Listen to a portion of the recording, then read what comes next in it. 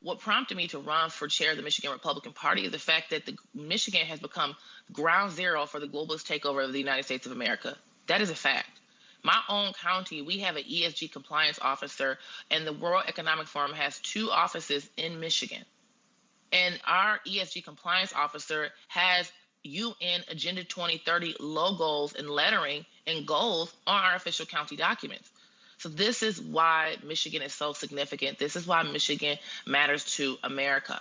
If we don't get our country, if we don't get our state into shape, our kids will inherit tyranny. That is a fact. Look at the trajectory of our state. We have known traitors like Joe Biden. Joe Biden needs to be impeached. This is unbelievable that this man is occupying. He's an illegitimate president, for number one. But it's amazing that he's occupying that office. This is what we're dealing with. And this is not me being emotional and dramatic and trying to just rally the troops. These are facts. These are facts that these people's actions are consistent with people who have one agenda, and that is to intentionally implode the United States of America. Key swing state replaces that GOP chair and other election stuff. Welcome back to Truth Thursday here on the Rob Maness Show on Pay.TV Live, and welcome to our X Spaces simulcast live audience. We're great to have you guys over there. Kat's the host today. Look forward to your questions. Well, Michigan Republicans elected former Ambassador Pete Hoekstra as the new state chairman in what seemed to be a contentious bid to replace Christina Karamo, who you just saw there last week. As we see from that opening video, she seems to say all the right things. So what the heck was wrong with her? Well, even former President Donald Trump said in an endorsement statement of Hoekstra, I look forward to working with Ambassador Pete Hoekstra as chairman of the Republican Party of Michigan. He is a winner who was a great congressman from Michigan and likewise did a fantastic job as ambassador to the Netherlands. Pete will make the Republican Party of Michigan great again, close quote. Well, former presidential candidate Perry Johnson said, and I quote, this is incredible news for the Michigan GOP. Pete Hoekstra has the knowledge, wisdom, and political acumen across the finish line, both during the primary and general elections that will take place later this year, close quote. My guest today is that man, Perry Johnson. Mr. Johnson is a self-made businessman who has created more than 80 companies worldwide after he developed the quality control methodology that helped save the American auto industry. Mr. Johnson, welcome to the Rob Maness Show, and thanks for running for president. I like to thank folks that are political candidates. I've done it myself, and that's a really kind of dirty arena to step into. But it's good to see that you came out okay. Yes. Well, thank you. So, I guess my first question, sir, is and why I queued that video up of the former GOP chair. Now, I believe she's a former at this point. Is really what was going on with her that led to this need to go ahead and move forward with a new chairman when we're what 8 months out, 9 months out from general election day. Well, there are two issues. The first issue you have is that we have to have a situation where the RNC can actually help the cause. To do that, they need money. And we are now $600,000 in debt, and there's $70,000 in the bank. Well, that isn't going to work. We spent a lot of money in the conference that they had at Mackinac, and we had very low attendance, probably as low attendance as we've ever had, and our coffers are very, very low. So you need to have someone that has the ability to go out there and get money for the RNC. And then number two, we need to unite the party. This state is very, very critical. But we have to understand this election is going to be close. And in order for us to win this, we have to be in a position where we unite the Republicans. Let's get behind the effort. And we need someone who can do it. And I think Pete can do both. Yeah, I think he can too. I've had him on this show a few months ago, and I followed him for a long time as a congressman.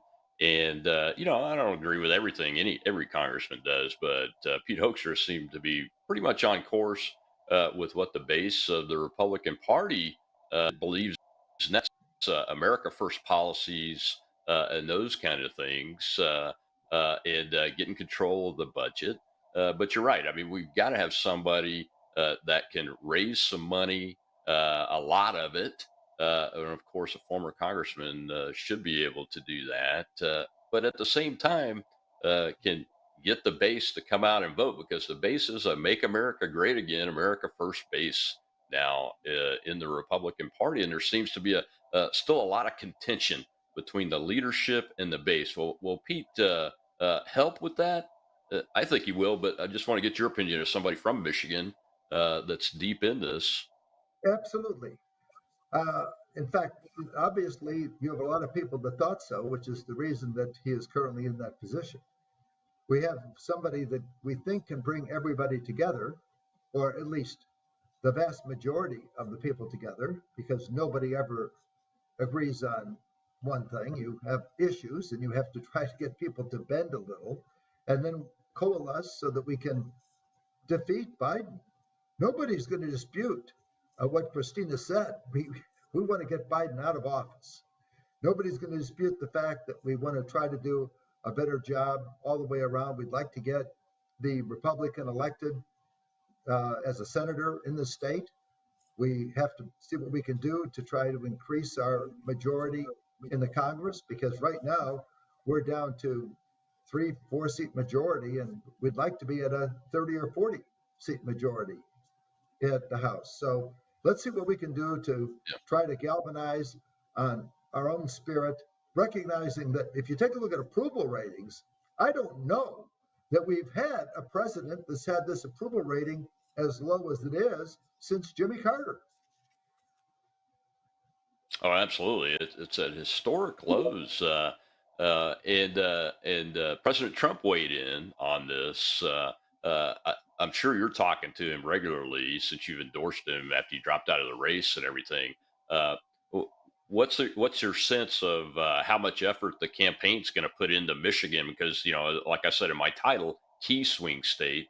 We talked before we get Nobody worked harder it's than President Trump. key state. I mean, let's face it, President Trump is a workhorse, and he worked assiduously when we won back in 2016. It was only because of his last-minute efforts late at night that he got this huge crowd to come out, and he had this magnificent show that may have swung the election, because he's willing to work to the last minute. You're not going to see that kind of assiduity, that kind of work effort from Biden. But Trump will get out there and he will work his tail off. And people have to ask themselves, are they better off today than they were under Trump? And you'll see a huge number of people that will just say, hey, heck no. Let's take a look at the world. The world's in chaos right now. We have a situation going on in the Ukraine.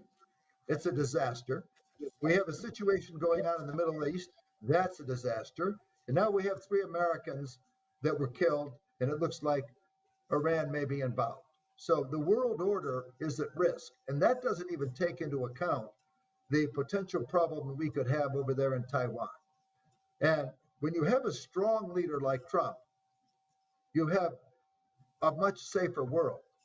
When you have a weak leader like Biden, it encourages problems like this because the leader of the free world does not seem very strong, doesn't often even know where he's at, has difficulty shaking hands. This is a person that, from one moment to the next, isn't even aware of the city he might be in. So we have to have somebody strong as the leader of the free world, and we will certainly have that in President Trump. Absolutely. Well, let's go over to our live audience and take a question over there. We've got some hands up. Go ahead, Kat. First question for Mr. Johnson. Go ahead, Whip. Mr. Johnson, thank you for showing up. Colonel, thank you for having the show. Mr. Johnson, today is Truth Thursday, so I'm going to hit you with some truth here. I have lost all faith in the Republican infrastructure, right up to Ron McDaniel. And my money, my discretionary funds that I can give to candidates is I will give to candidates. I will not give to the Republican Party. And what do you see going forward down the road as being, how do we fix that? How, it's much like our distrust in the FBI. How do Republicans build back trust in the Republican Party? Well, you have to have good leadership. You're talking to the wrong person when you're talking about the RNC, because as many people know, we spent all this money to get on the debate stage. You hit the parameters, and then they decide to disqualify all these polls. Now, how you can disqualify the McLaughlin poll, disqualify the Victory Strategic poll, it amazes me. They disqualified the Caravan poll, and one poll after another they disqualified. So I wasn't exactly happy myself. So you're not talking to a guy that's sitting there jumping up and down with the RNC. I will tell you this, that I love this country, and I am a Republican, so I'm going to get behind the Republicans to see what we can do to win this election. And I know that in this particular case, we need the RNC of Michigan. I know I can trust Pete Hoekstra, and I'm going to do whatever I can to try to galvanize the troops so that we can have a commonality in removing Biden from office. And let's elect somebody who can do a good job for running this country. And I don't think Biden is the man. So I think Trump has done a good job in the past. We take a look at all these things. We even have Jamie Dimon commenting on some of the great things that were done. And let's face it, Dimon is no Republican. He is a staunch Democrat. So you've got a situation where even the people on the other side of the fence realize that Trump did an awful lot of good things. So I want to make sure that he gets reelected. And I also want to make sure that we try to get a Republican who can get the Senate so we can start doing something to take over the Senate and to increase our majority in the House. So I will be wholeheartedly behind the RNC mission. But I think to further answer the question, Perry, you choosing to be involved, much like me when I ran for U.S. Senate, the Republican Party had their horse, even though it wasn't an incumbent, that they wanted to go, and they played every trick in the book, including disqualifying polls and doing push polls to make the numbers look bad, or those kind of things, to keep me off the debate stage the second time. Because the first time I was on the debate stage, and darn near pushed their favorite former Democrat Republican out of the race over in Louisiana. And the second time I ran, they made sure that they kept me off the debate stage. And that's the same kind of Republican tricks that people are frustrated. But they're all really frustrated. In Wibb's comment there, his question was really voicing the frustration that I hear all the time, because I'm talking to people in the base of the Republican Party, and they're just really frustrated at a policy level. Things like voting for this big spending bill. I think that just happened either late last night or yesterday that increases the welfare state, and keeps illegal aliens You can't on the stand it. Are welfare you kidding me? rolls We and are those now kind of 34, we're $34 trillion in debt right now. yeah. That means that the interest on this debt is approaching $1 trillion. And for the first time in history, we're spending more on the interest on our debt than we are on national defense. Now, this is absurd, and it's nuts. When they introduced this Inflation Reduction Act, it was absurd because all it did was cause inflation. You can't have the government throwing all this money out there. You're going to have $7,500 extra for buying an electric car, and nobody's doing anything for it. The $7,500 is going over there to China because they're the ones building the batteries, and that's the biggest component we have in the car, certainly the most expensive one.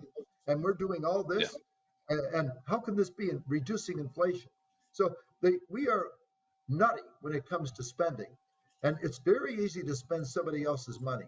I say, why don't you just give me all your money, and then I'll tell you how to spend it. And that's the philosophy. And that's why people don't trust the Republican leadership, because the elected leaders keep doing that. Well, when we come back from this break, Sarah, we'll hear from Pete Hoekstra himself in the cold opening video, and then we'll continue this discussion because the spending is a major issue for MAGA Republicans that want to go out and vote and want to help the Republican Party, but really have a hard time doing it. I'm Rob Maness with Perry Johnson, live on Patriot TV and X Spaces. We'll be right back.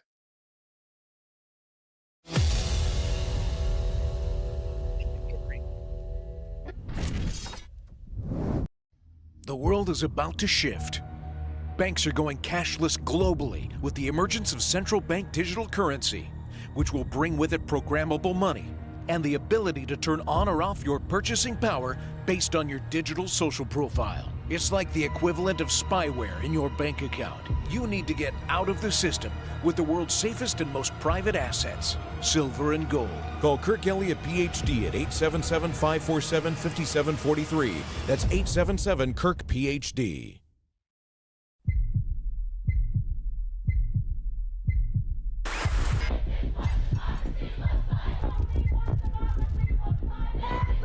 We are here to defend democracy for the people.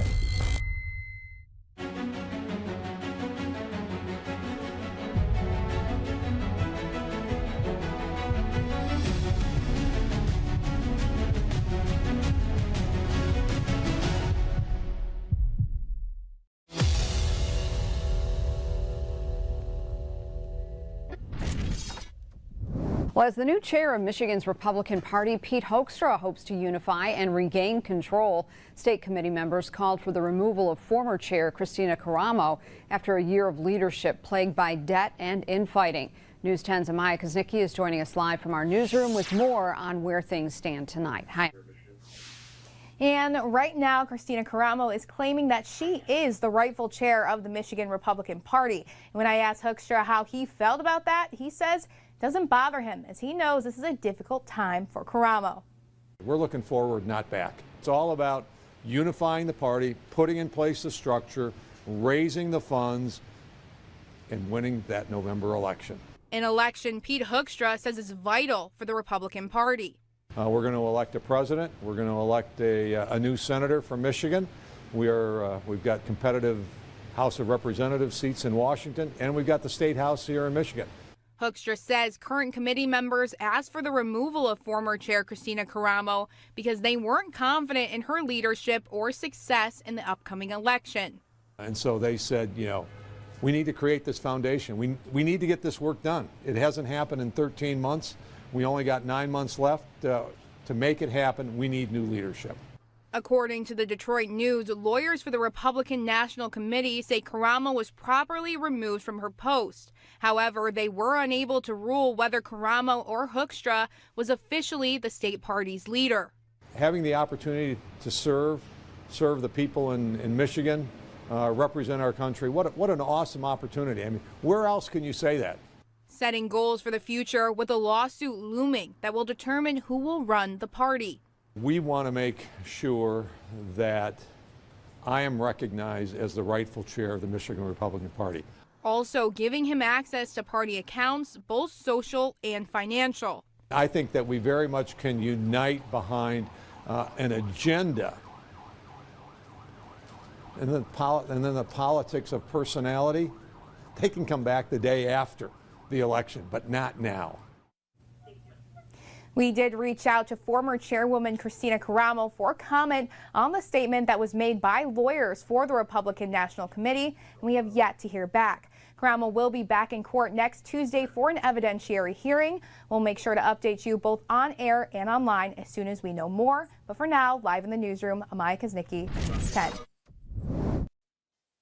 Welcome back to the Rob Maness Show on Patriot.tv Live. Here we're discussing the replacement of the Michigan GOP chairwoman with former presidential candidate and highly successful businessman Perry Johnson. Sir, Pete, as you and I talked about in the first segment, I mean, he is hitting all the marks because he understands how this business works and everything. And the question is, can people like you and I and even Christina come together and unify until the election's over so that we can put our resources and our efforts into getting a great senator elected from Michigan, increasing our congressional majority and getting Donald Trump back in the White House? Well, we better. We have to galvanize and say, hey, enough's enough. Let's change things. And the only way this is going to happen is if we get together as a team. Let's face it. We had the Lions over there. They had a real good year until the end. And bottom line is they were working as a team. I think we need to work as a team as well, because it is that connection and us all working together that can make this happen. But let's try to forget our differences and let's do what we need to do.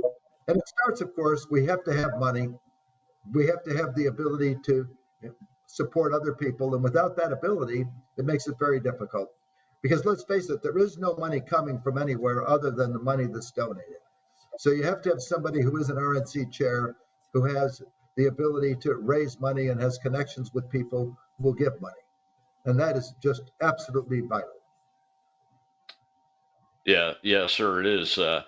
Brings up the question to my mind, and maybe you're involved in some of these, closed door conversations with the high dollar donors, especially.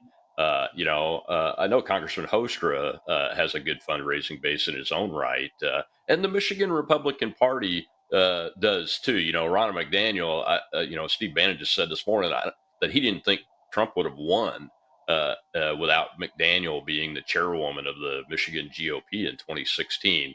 But we do have this certain, section of the Republican donor class that is really anti-Donald Trump. Are you in any conversations with folks like that, or do you plan to be to try to bring them along? Because we need every shoulder to the wheel. You and I talking to the base like we're talking today with folks in this live audience. That's only part of it to get them, bring them along. But everybody's got to get in onto this train, so to speak. Not to invoke the Trump train, but I've endorsed him too. Well, a lot of people are coming along. When push comes to shove, people recognize that no matter what you want to say about Donald Trump, he certainly has done a good job as president. And they take a look at some of the things that need to be done right now and realize that there is no comparison between Trump and Biden.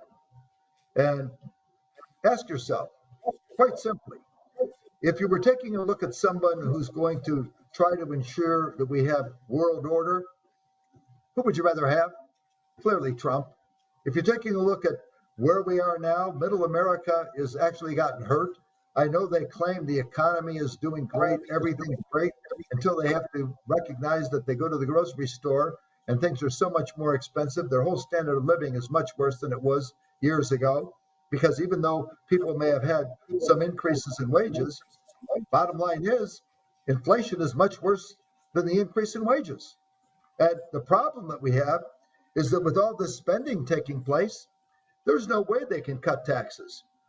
If anything, they're going to have to increase taxes because it won't be long before they talk about how they're going to have to revise Social Security and they can't pay that out because they don't have the money.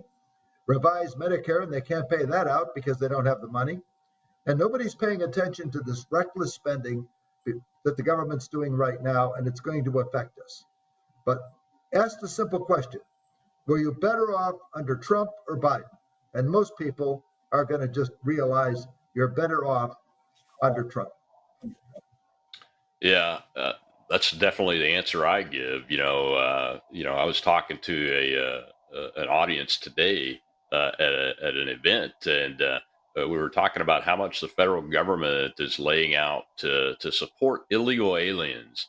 And I don't know if you know this, but it's 400. It's north of $460 billion a year. Our defense budget is $900 billion a year now, and we're spending half of that on illegal aliens. We spend $275 billion on veterans to take care of the veterans that have done their duty and sacrificed for this country, and we're spending less, only half of what we spend on illegal aliens. I think the southern border security is going to continue to grow. It's even surpassed the economy, which surprised me, as the number one issue in recent polling. What are your thoughts on that, and how I know the president said he's going to do a find, locate and deport program on all these millions that have come in recently, but it's got to be more than that, right? Well, I want you to just think about the real cost. It's not even in dollars and cents. What about the damage that is done to our children? Because people are crossing the border, which encourages drug trafficking. And then you have all these kids dying of fentanyl, and you have the ability of the cartels to just put whatever people they want across the border for their cause. It's a business for them. Only in this case, they can just freely send whoever they want over the border, and it makes it so easy for them to increase the drug trafficking, which is such a damage to the people in this country, particularly our young kids. It's a disaster. I have 3 young boys. My oldest started college last year, and he's in a situation where you have people out there in the colleges that are getting exposed to all this, and it's devastating. And then I have 2 15-year-olds that started high school. This is what we call a very disastrous situation in this country, and it's being ignored. They're not taking a look at the ancillary damage in addition to the economic damage. What about in Michigan? We have this group that's stealing money. They're going out and they're robbing homes. We have the wealthy areas of Michigan that have never before been trafficked that are now being actually targeted by a South American group, I believe, and they just can cross the border at will because we have no checks or balances. We just let whoever we want cross the border, and it's okay for them to come, rob and pillage, distribute drugs, do whatever. We think that's fine. Absolutely right. Well, let's take another question from the live audience. We've got some hands up over there. Kat, who's next? Shelley's next. And yeah, she clearly does not agree with your guys' position based on the emojis I saw. So go ahead, Shelley. Go ahead. Yeah, I am from Michigan. I've never considered myself a Republican, but I joined the Republican Party to help fix it. And we made Michigan America first, and we put Christina Caramo in there.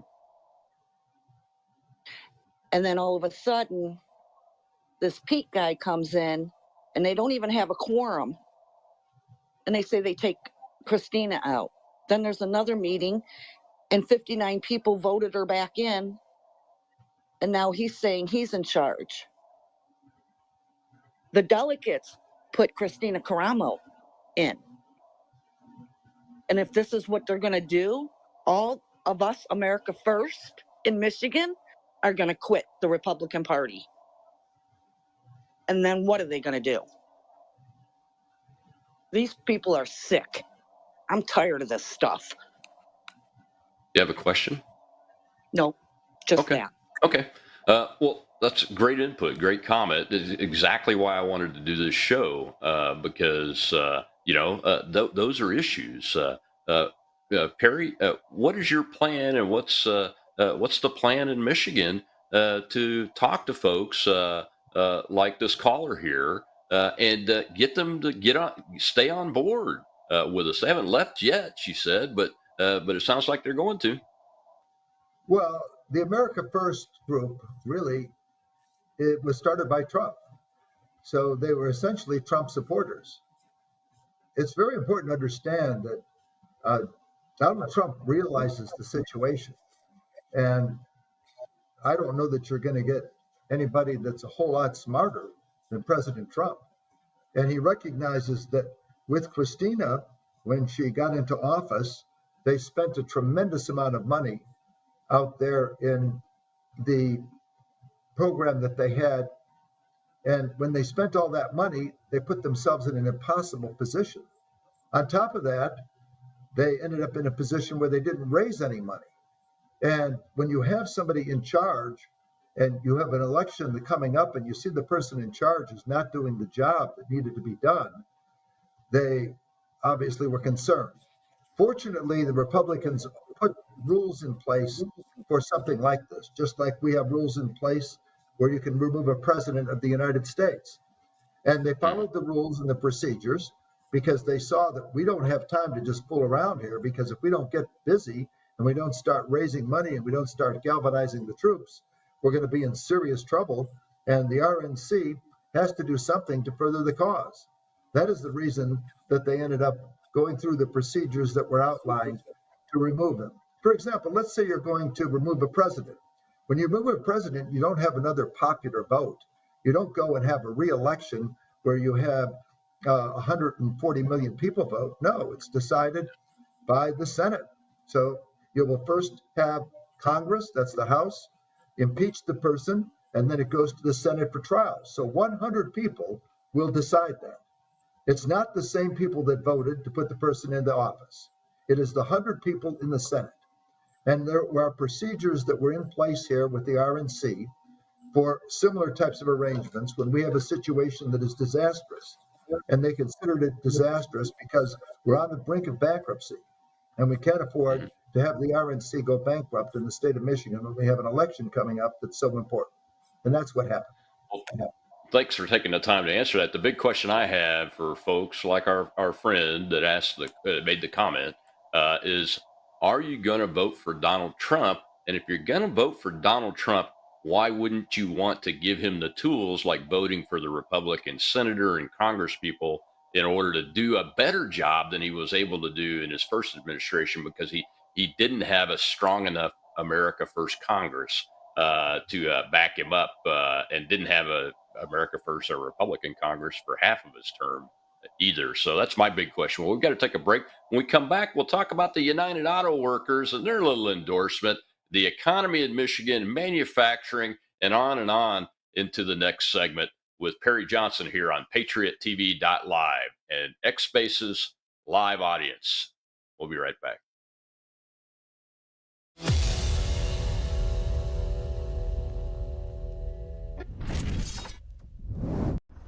When I grow up, I want to work for a woke company, like super woke. When I grow up, I want to be hired based on what I look like rather than my skills. I want to be judged by my political beliefs. I want to get promoted based on my chromosomes. When I grow up, I want to be offended by my coworkers and walk around the office on eggshells and have my words policed by HR. Words like grandfather, peanut gallery, long time no see, no can do. When I grow up, I want to be obsessed with emotional safety and do workplace sensitivity training all day long. When I grow up, I want to climb the corporate ladder just by following the crowd. I want to be a conformist. I want to weaponize my pronouns.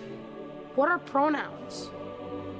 It's time to grow up and get back to work. Introducing the #1 woke-free job board in America, redballoon.work.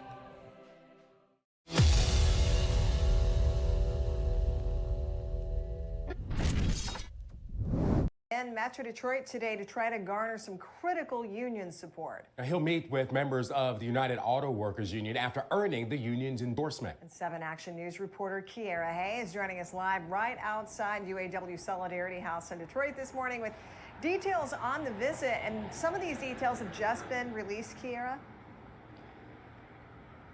Absolutely, Keenan and Alicia. We can finally say that, yes, President Biden is going to be here in Metro Detroit to meet with, quote, rank and file members of the UAW to see what their priorities are in this upcoming election. Now, this will actually be the first time the president has revisited the Mitten State since he became the first sitting president to ever walk a picket line when he joined the UAW in their strike against the Big Three. Now, the UAW president, Shawn Fain, has made it no secret before, during, and after that strike that he felt that that Donald Trump did not feel that he had the true support of the union workers. So Fain, as well as the UAW, officially threw their support behind Biden just last week. Now, we don't know exactly where Biden... Welcome back to the Rob Maness Show on Patriot.tv Live and X Spaces simulcast with our live audience. Thank you all for being here today. And we're talking with former presidential candidate Perry Johnson, who is involved with the new election of the new chairman of the GOP in the state of Michigan, which is probably the key swing state in the upcoming election. It's got to be a powerhouse, so we really need it. But you know, there's things going on in Michigan. Like, look, I'm puzzled, Perry, about the UAW endorsement here because, I mean, the president of the UAW called Donald Trump a scab. And Trump is pretty loved by the union folks that I talk to that are actively working and actively part of unions these days. But I live down here in the South, not up in Michigan. Well, what's going on with that? Actually, I do think that he has sizable support among the UAW. Let's face it, for the first time, it looks like the Republican Party has now really the support of middle America. And when you take a look at that, you were talking about the working man realizes that they're better off under Donald Trump's leadership than they are under Biden's leadership. And when you have a situation like that, you tend to win people's votes. Absolutely right. I mean, Trump spent hours in his visit during the strike with the rank and file, the people on the line and that work, that do the work instead of the union leadership. Maybe he just made the leadership angry, and I don't know. But I think he's going to blow Biden away when it comes to unions across the board because. And I wanted to ask you about this since you're from Michigan and you're so familiar with the manufacturing up there, especially automobiles. Biden's electric vehicle policy is crushing automobile manufacturers when you really look at it, because there's just not a market share out there big enough to sustain that. And his mandates forcing them to get involved in this has got to be hurting their bottom lines, from what I can tell. What is going to be the approach to that from the Trump campaign's perspective on how to take advantage of that to get more people out to vote for Donald Trump? I mean, the union workers have to know. I think that's one of the reasons why he's going to win them is that. And what should be done about that policy is my next question. Well, let's face the issues with the electric car. Let's just start with it. First of all, we know with the electric car, you probably need 35 to 40% fewer personnel. So obviously, the UAW cannot be super excited about the fact that there are going to be fewer workers to produce the cars. Number two, the biggest component of that car is the battery, cost in the neighborhood of $20,000, sometimes more. The batteries aren't even made in the United States. They're typically bought from China. So we're shipping the money to China, not in the United States, and the UAW is not making those batteries. So factor that in. Then you have the fact, number three, with these electric cars, they're actually giving an incentive, and the incentive really doesn't do a whole lot because it artificially forces people to want to buy electric cars, but yet they're not doing it here. Why? Because with the electric car, we don't have the infrastructure to even support it. So if you drive it and the weather is cold, let's say you have a day like we did a couple weeks ago, where it is 4 degrees, your overall ability to drive that car has a mileage component that is about 40 to 50% less than it would be if it were 80 degrees out. So you never know, are you going to get to your destination, or are you going to be stranded when it's 4 degrees out? So we see that the car industry itself wasn't even making money on electric cars. They make money on the non-electric vehicles, the trucks, the SUVs. And now, if they produce the electric car and they don't make money on it, where does that leave the UAW? That means that they can't afford to pay them the money that they want to make. And we can't afford to have the auto industry go bankrupt. So one way or another, there has to be a way around this. They got substantial wage increases. I'm sure they're happy with that. But they're also not going to be happy if they lose a whole bunch of jobs because of the fact that we have all these electric vehicles being made. Yeah, I mean, the rank and file have to be furious about that. And again, that's why I think Donald Trump's going to take the victory on the union crowd. Well, let's go over to the Spaces audience. I see some hands up over there, Kat. Who's next with a question? Go ahead, Doc. Hey, Colonel, it's been a while since I've had a chance to talk to you. Welcome back. Hey, Mr. Johnson, it's a pleasure to speak with you as well. Up in Michigan, there's a lot of shady stuff that's been going on for a while, and I think we've kind of forgotten the evil year of 2020 and the executive orders that governors had just placed about us. There was an executive order 2020-27 that was put out by Governor Whitmore that allowed for absentee voting, voting by mail, all of these unconstitutional methods of voting. Trump only lost by about 300,000 votes due to a lot of that. If you look at what's also happened, y'all just passed a law in November completely overhauling the voting system. Is there going to be any proactivity by the GOP to make sure that this funny business doesn't happen before the actual election? Because all we've seen throughout our entire history is voting shenanigans in the past tense. We've seen hanging chads and been like, oh my God. We've seen what happened in 2020 with the voting machines shutting down at 4, and then all of a sudden Biden's our president. So what are we going to do proactively to help maintain our election as Republicans? Great question. We are going to have people in the various polling areas. We're going to monitor much better than we did before.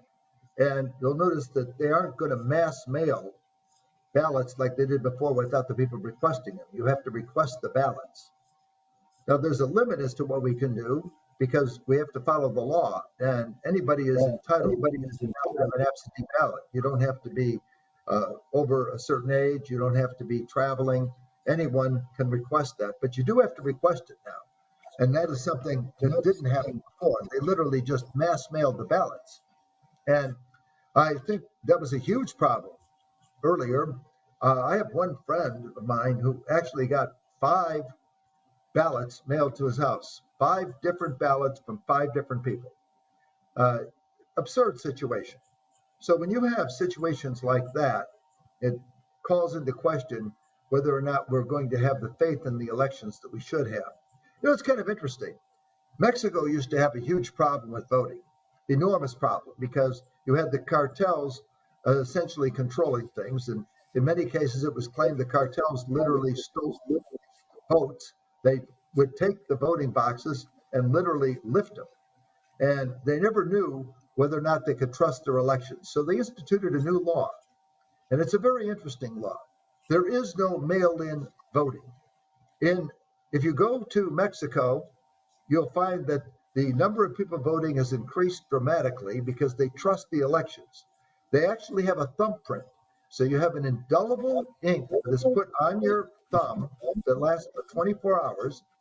You have to literally give them that thumbprint. And so you have a record of the voting and you vote in person. And now you have a vote that can really be counted on. There is no question. And now people trust the voting process. And I think we should do everything in our power to make sure that people really have confidence in the voting process itself, so that when we end up with an election, we say, this is an election we can truly trust. Absolutely. So does Ambassador Hoekstra have a pathway forward to work in that area of election integrity from within the Republican Party? Because that's probably the third source of frustration. The greatest, we've already talked about the other two, with the Republican machinery, both at the state and national level, is that there just doesn't seem to be as much. Not necessarily concerned. They may be concerned, but they're not willing to put the machinery and the muscle together to protect the vote, so that it's a good win or a loss that's believable. Because 2020 was it's really destroyed the confidence in the system. I think on both sides of the aisle, really out here in America. That's one of the reasons that we wanted Pete Hoekstra in there. You need to take a look at what our objectives are. And in order to do that, you need to galvanize people. You need some money to be able to do that. And you have to be in a position where you can then get the people coalesced so that we can monitor the operation just like I had talked about. Because you need to have both volunteers and paid personnel involved. It's very hard to do this with a bankrupt RNC. Absolutely. Well, we got to take our last break, sir. When we come back, though, we're going to look at the polling numbers, the latest polling numbers in all of these swing states, head-to-head between Trump and Biden. And you're a numbers guy, so I want to get your take on what's going on with the polling, what you think of it, and the way forward and how we can make it even a wider gap. So I'm Rob Maness here on the Patriot TV Live on Truth Thursday with Perry Johnson, talking all things Michigan and key swing states winning the election for the President of the United States. We'll be right back.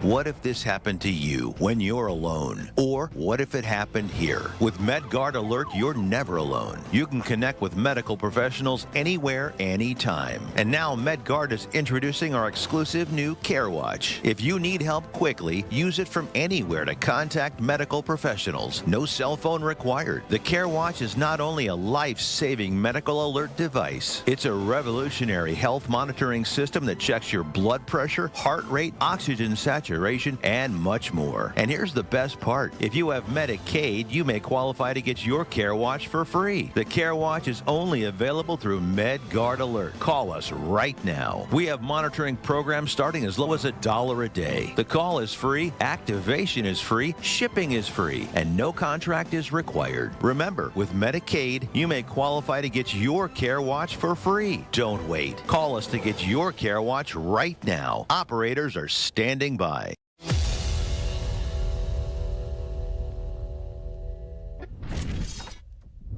The former American President Donald Trump continues to have an advantage over President Joe Biden in the U.S. states that are likely to decide the 2024 White House race. And according to the polls, at least about 48% of the swing state voters trust Donald Trump more than Biden on the question of economy, while 42% said that Biden might actually do a better job.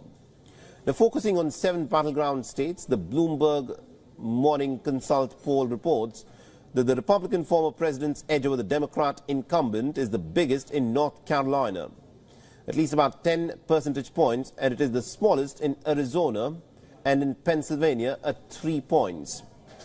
However, on the brighter side for Biden's re-election campaign, at least 53% of the voters in the 7 battleground states have said that they would be unwilling to support Donald Trump in the general election if he is found guilty of a crime.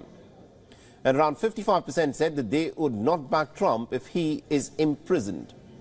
Now, Trump faces charges in Washington, D.C. and also in Georgia's Fulton County in the election interference cases. He was indicted last year in a hush money case and also a classified documents case. Now, the 45th president has denied any wrongdoing and has argued the prosecutions are politically motivated against him. Many Republican voters, in fact, share his views and have rallied around him. Now, as for the upcoming U.S. elections, Nikki Haley remains in the race for the 2024 GOP presidential nomination. However, she's also widely viewed as a long shot. So many analysts have, in fact, moved on to preparing for a Trump-Biden rematch in the general elections. We have to acknowledge the fact as a military spouse. We lost 3 of them. WION is now available in your country. Download the app now and get. Welcome back to the Rob Maness Show on Patriot.tv Live. We're talking with former presidential candidate and businessman Perry Johnson from Michigan, the key swing state, about this, what's going on with the Republican Party there, and more importantly, what are we going to do to get Donald Trump reelected, Perry? Those numbers are pretty impressive considering that in 2020, I don't think Trump really led Joe Biden, except for maybe momentarily in either a head-to-head poll generally or in these key swing states. What are your thoughts on the numbers that we're seeing?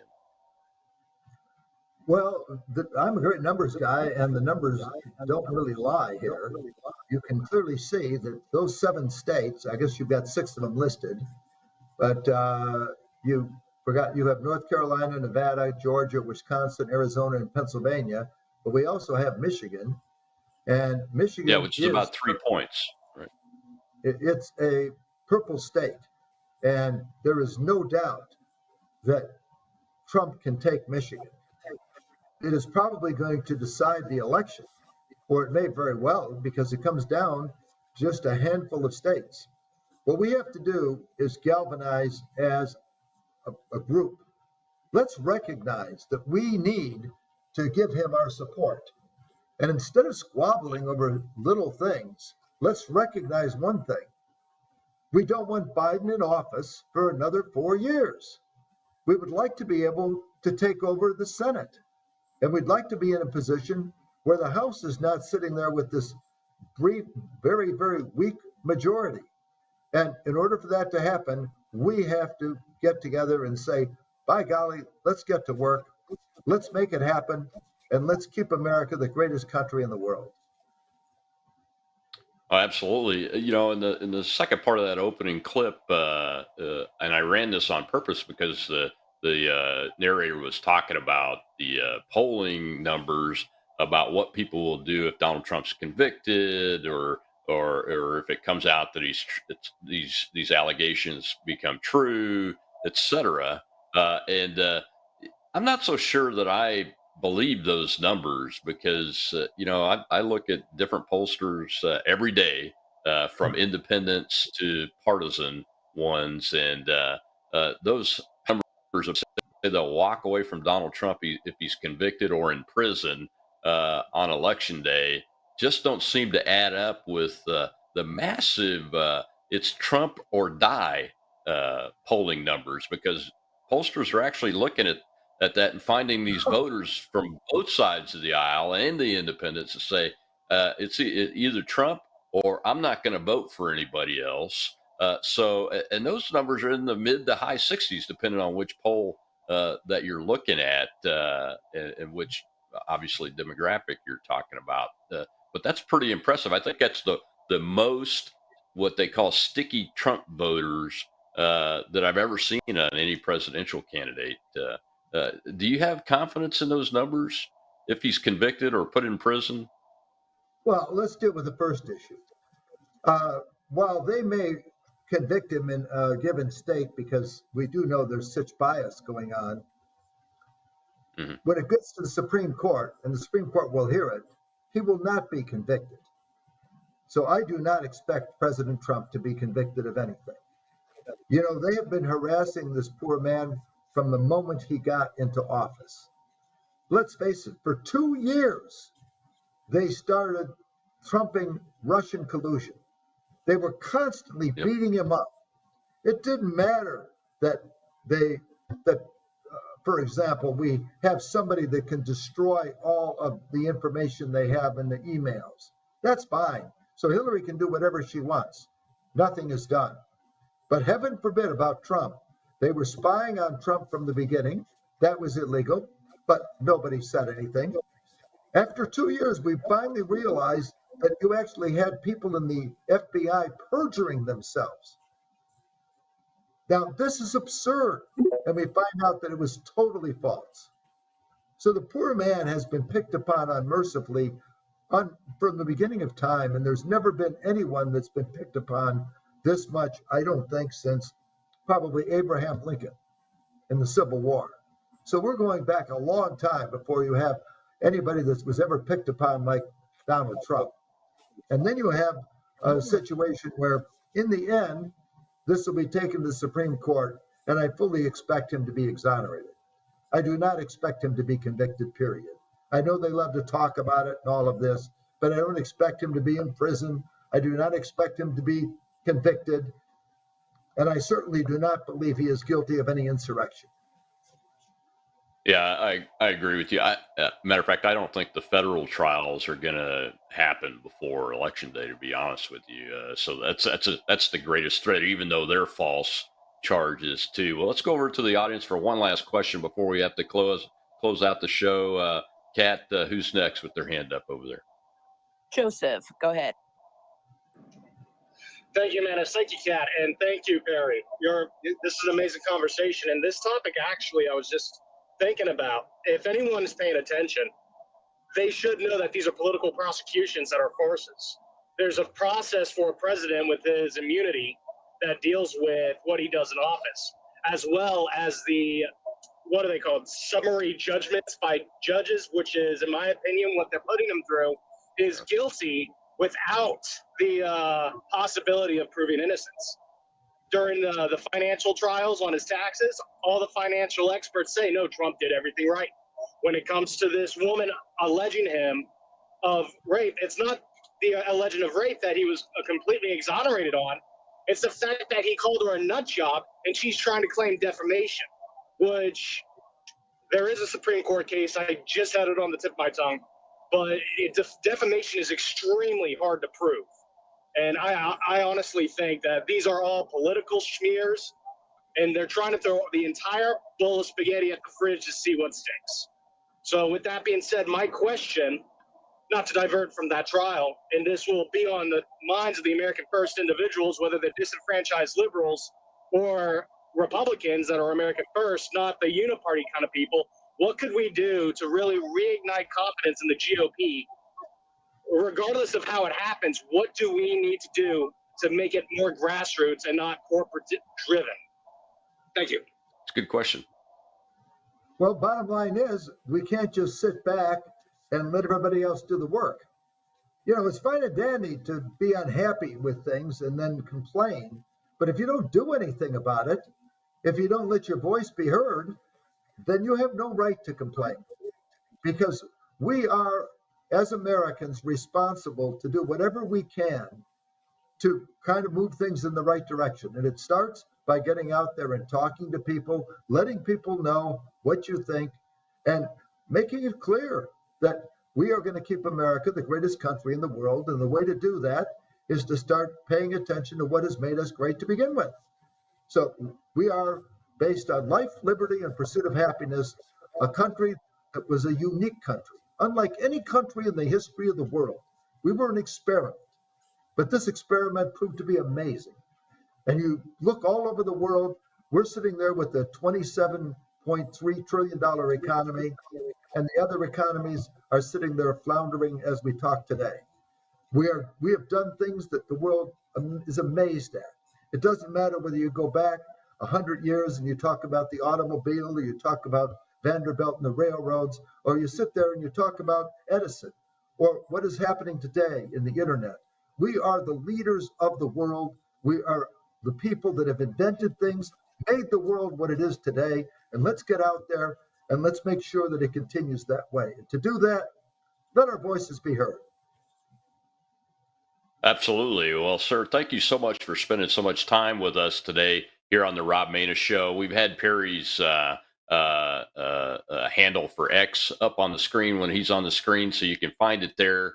A great, smart guy, understands the numbers, and really is going to be an asset to the Trump administration when we get President Trump reelected, and is an asset to the Michigan GOP as we speak, and is going to work very hard. Well, Monday is More War Mondays again. Commander Randy Arrington, former U.S. Naval aviator and retired commander, will be here to talk with us about what's going on in the Red Sea and Iraq, Iran, Syria, and talk about the things that might have gone wrong that led to our unfortunate deaths of 3 U.S. Army soldiers and 2 U.S. Navy SEALs. So more War Monday.